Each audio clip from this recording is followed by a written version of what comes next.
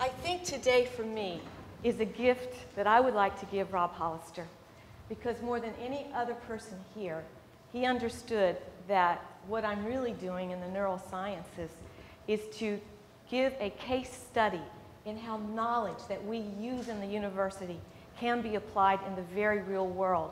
The real world of Medford and Somerville, where a lot of our research goes through the Tufts Literacy Corps. And also at the end of my talk, I'm going to tell Rob and all of you something very exciting that's come from this research. It's not working? Let's see. Is this not working?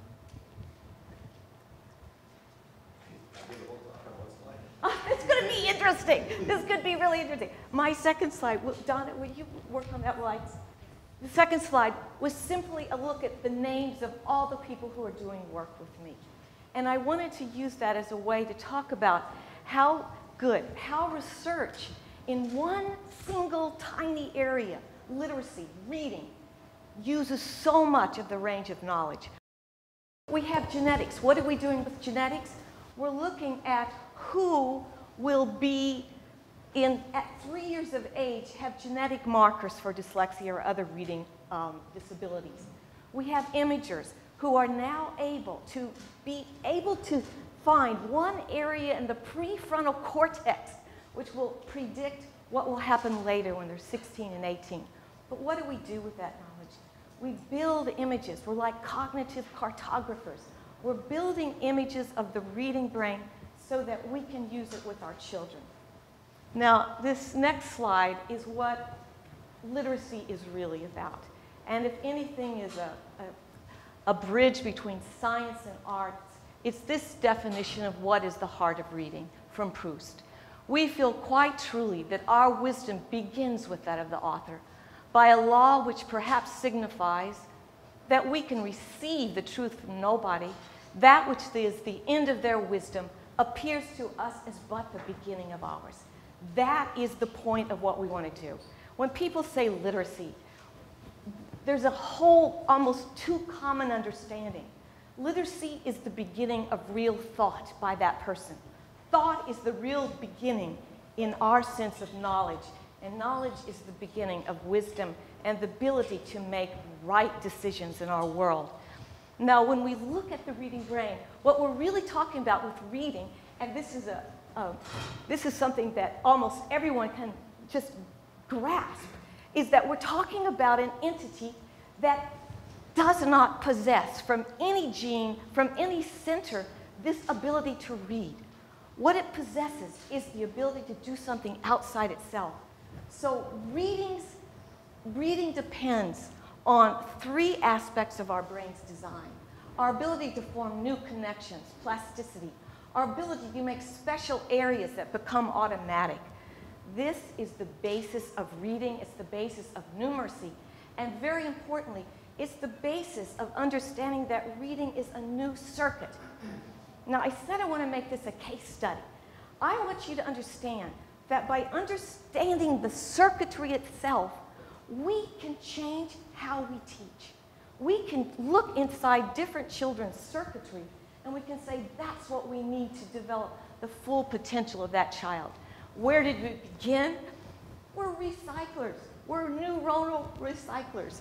If I look at your brain right here, this little fusiform gyrus area used to be responsible for objects, but now, and your brain is even, oh, your brain is beautifully exposed. Right here. That's the area he now uses to identify letters and letter patterns. But there's no one reading brain, and if you look at this, you'll understand very quickly why this is a new circuit. You see English having one set of patterns. You see Chinese having two whole visual cortices that are huge because they need 5,000 characters. And at the bottom, what I consider the most interesting brain of all is the Japanese, who have 3 writing systems that are represented. But what does that really tell us? It tells us that each child has to build a new circuit, and that's our job. When we translate neuroscience into education, we can do it better than anything we've ever done in the 20th century. We can take that knowledge and say, this is what we need to build. Here's a first reader. It uses everything but the kitchen sink to read. But what we do, we teach it to prune, to become automatic. And we learn to do that. Those of you who might have had the horror of seeing me on today's morning show a few months ago, there is nothing worse than some of this, I can't even say what it is. They're making so much money off children who are 18 months that they say they can teach to read. This is not the case. But what is the case is there's so many things we can do as citizen cognitive neuroscientists, citizen educators. There are two things we need to tell people. They need to talk to their children, and they need to read to them. And all of these things are being developed by that. Everything matters. In linguistic terms, all of these things, I'm just using this as a case study. These are the things we need to work on with our programs. Some of our children have different brains. We need to take that knowledge to understand how to build curricula. So if you just see very quickly on the right side, you see children with dyslexia having a very different right hemisphere. There is a reason that many of the most famous artists you know, or architects, or entrepreneurs have a history of dyslexia. We have a fantastic right hemisphere there that has been totally misunderstood and populates so many of our classrooms with unnecessary failures. It's not that they don't know how to learn. They're learning in a different way. We need to learn how to teach. This is part of our job.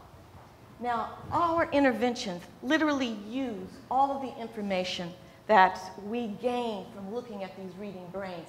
And this is going back to the point. The point is, I'll go back one, we have information from this body of knowledge that we can use, and we could use better. Right here at Tufts, we have a program that we've developed called RAVO, which is a wonderful program, among many wonderful programs. I think it's better than others. But what we do with it is what's important. We're taking it to Medford and Somerville in the Tufts Literacy Corps. We're taking volunteers and we are training them. And this is really an important point. It's one thing to be a volunteer, and that's a great contribution. But the more important part of volunteerism in the models that we're developing at Tufts is that we are trained volunteers. We are going after, in a very important way, those processes. Now, Nancy made reference to the internet.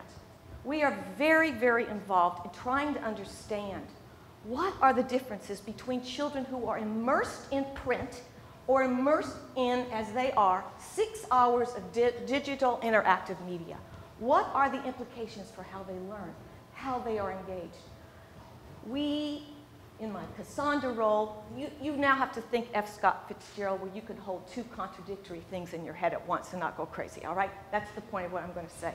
On the one hand, my Cassandra says, we could really be developing a short-circuited reading brain that's always going to the next stimulus and doesn't really go under the surface and have the time, either in milliseconds, or in years of formation, to really become what we call the deep readers.